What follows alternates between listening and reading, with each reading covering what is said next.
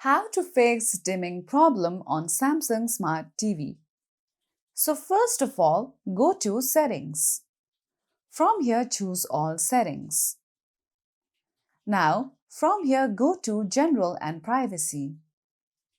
Now, from here, choose Power and Energy Saving.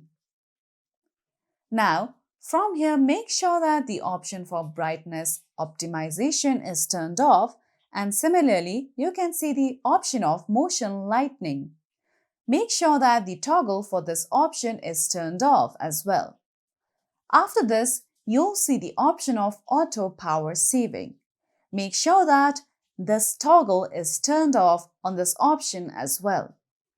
Make sure that the auto power off is turned off as well. Now, another step you could do in order to fix your issue is that let's go back to main settings page. Now, from here, go ahead and choose Picture.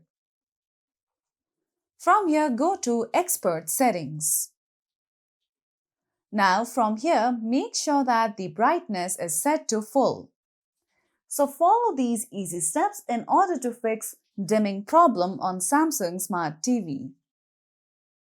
So that's all for today's video, and at last, don't forget to subscribe to our YouTube channel.